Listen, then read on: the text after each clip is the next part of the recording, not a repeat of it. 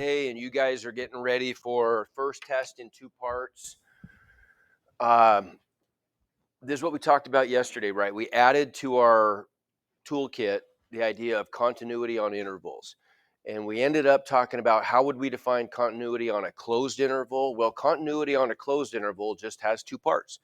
A function is continuous on the closed interval from a to b if it's continuous on the open interval between a and b, and it's continuous from the right at A and continuous from the left at B. Then we have continuity on closed interval. Okay, and we left off talking about something like this. And this we need to make sure we all understand what's being asked here. Is this function continuous, the blue function? Is the blue function continuous on the open interval from A to B? Well, let's also add, in fact, let's start with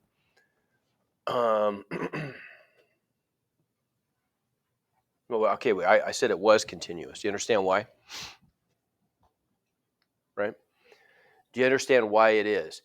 On the open interval from A to B, could I graph that blue function without picking my pen off the board?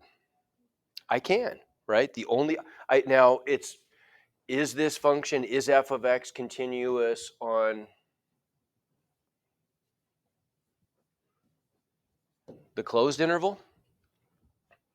It is not, because I can't put my pen down at A or at B. The function's not defined there. But every point between A and B is part of the function. And so between A and B, yes, the function is continuous. Okay? So let's just try a couple practice problems here with this then. So this is the function f of x. It's multicolored just to highlight the different sections here. Okay, is f of x continuous on the open interval from A to B? Give me thumbs. Yeah, absolutely it is, right? Could I put my pen down just to the right of A and pick it up just to the left of B and never pick it off the board? Absolutely, right? So yes.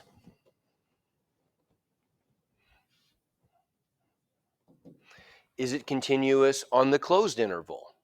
Give me thumbs. Be brave. Seeing some thumbs down and some thumbs up. Let's have a healthy debate here. Why thumbs up?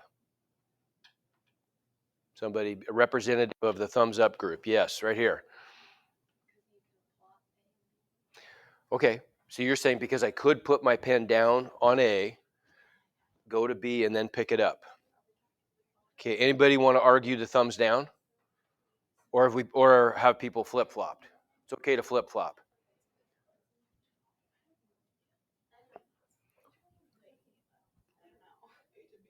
A to B. So this is all one function, right? It's just graphed in different colors. The blue one and the red one go together. They're part of, I mean, they're the same function, right? It's a piecewise function. So if the ant's walking along this function, it walks along the blue section until it gets to A, and then it jumps down here, right? Walks along this function all the way to B, but its next step to the right from B kicks it up to the blue section again, right? It's all one function. Okay. So what do you think then? Let's vote again. Is it continuous on the closed interval? That was a pretty convincing argument. Yeah, it is, right? Because I can put my pen down, graph the entire function on that interval, and never have to pick it up.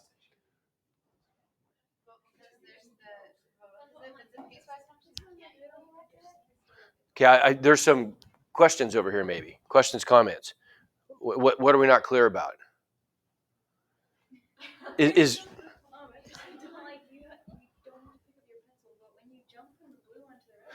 okay, but you never actually have to make that jump, do you?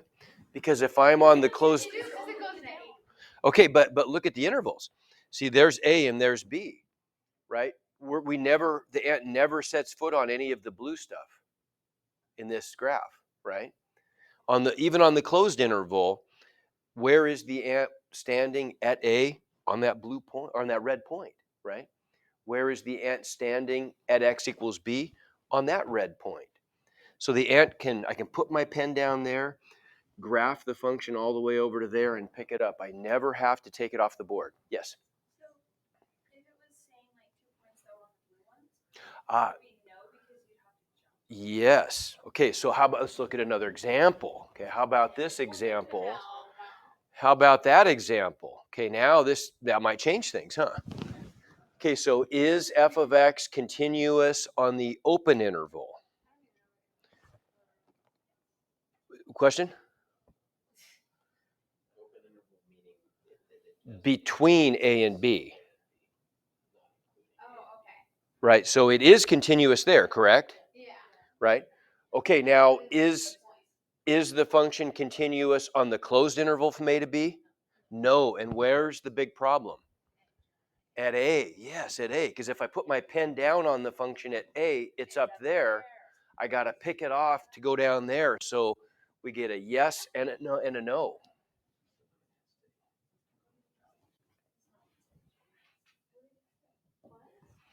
Okay, give me thumbs. That all make sense?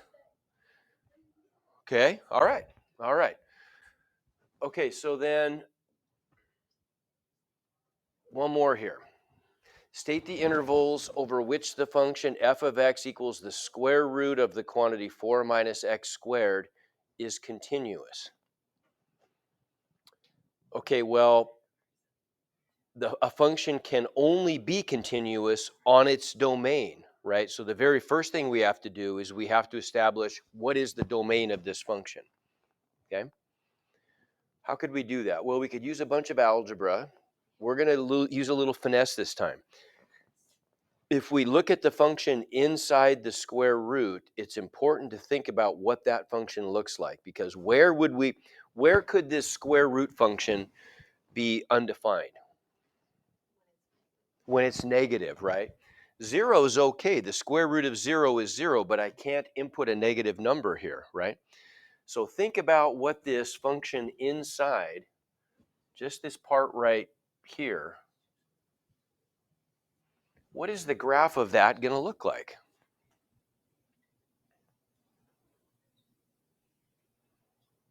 Right? Now, I mean, we could, plan B would be, we could just do algebra here.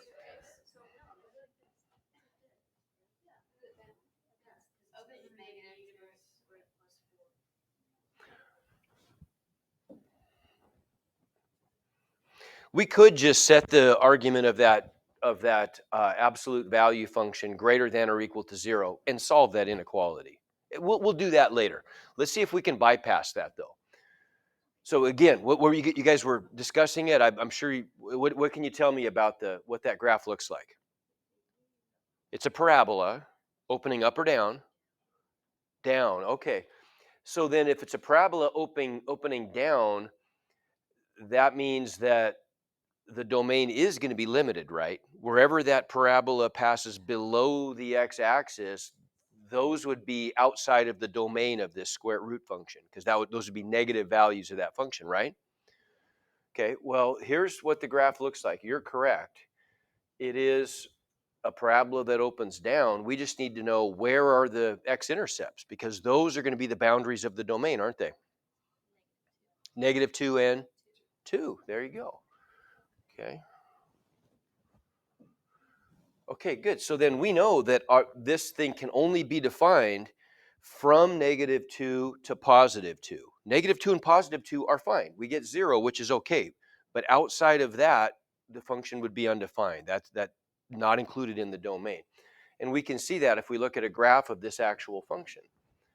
There's a graph of the square root function. Look, it starts at -2 and it ends at +2.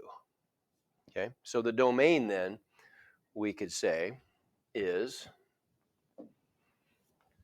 the function is okay, I guess we haven't talked about continuity yet. The function is defined on the closed interval from -2 to 2.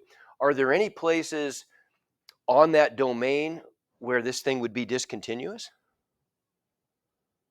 Think about that. No, there wouldn't be, right? Because I've got a polynomial inside this square root. Polynomials are continuous everywhere, right? Why would the square root be discontinuous there? Because the polynomial is going to be spitting out positive outputs. Yeah, there's no reason, right? So this thing would be continuous on its entire domain, which is from -2 to 2, inclusive, closed interval. Okay.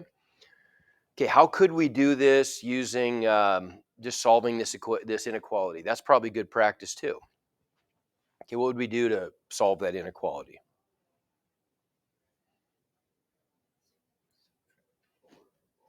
Okay, we could subtract 4, sure. So that's going to give us negative x squared is greater than or equal to -4. Now what?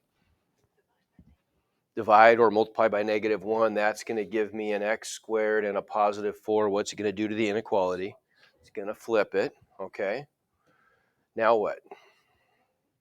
Square root both sides. Okay, so that's going to give me, if I do a square root, the square root of x squared is less than or equal to the square root of 4. But what's the square root of x squared? Absolute value. So the absolute value of x is less than or equal to 2. Okay, well, let's convert that absolute value inequality into a compound inequality, right? Absolute value is just saying the distance from 0 on a number line, right? So our solution is going to be all of the values of x whose distance from 0 is less than or equal to 2. What would that be? Think about that. All the points on the number line whose distance from 0 is less than or equal to 2. What would that solution set look like if I graphed it? There's 0. There's -2.